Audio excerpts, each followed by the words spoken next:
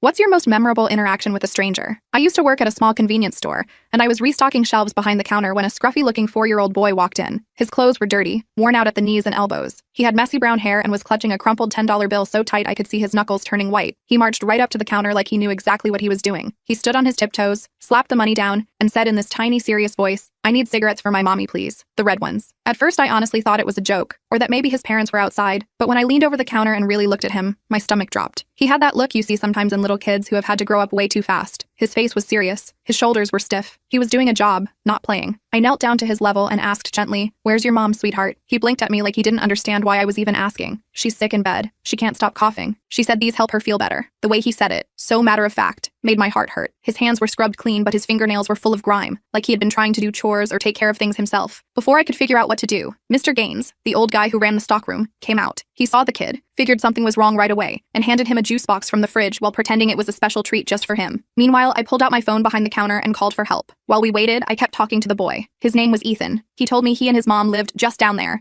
and pointed vaguely out the window. They didn't have a phone, they didn't have a car. He said mommy had been sick for a long time, but doctors cost too much money. He said the $10 came from a jar in the kitchen labeled emergency. And when I asked him why cigarettes, he said, they help her stop coughing so she can cook me dinner. His little voice cracked just a tiny bit on the word dinner, and I had to look away for a second so he wouldn't see the tears in my eyes. At that point, I decided I wasn't waiting for anyone else to figure this out. I told Mr. Gaines to watch the store, and I took Ethan's hand. It was so small and warm, and he didn't hesitate even a little bit, like he had already decided I was a safe grown-up. We walked down the street together. It was only a few blocks, but it felt like miles. When we got to his building, Ethan led me up to a tiny third-floor apartment. He pushed open the door and called out, "Mommy, I got your cigarettes." But there was no answer. I followed him in, and the smell hit me first. That heavy, sour, sweet smell of sickness and stale air. His mom was lying on a ratty couch, her face flushed bright red with fever. She tried to sit up when she saw me, panic flashing across her face, but she could barely lift her head. Between coughing fits, she gasped out, "Please don't take him, please." I just needed a break from the coughing, just long enough to make him dinner. She was maybe in her late 20s, but she looked 10 years older, thin and exhausted and terrified. She clutched at her chest and kept coughing so hard it sounded like it was tearing her lungs up. Ethan ran straight to her and grabbed her hand,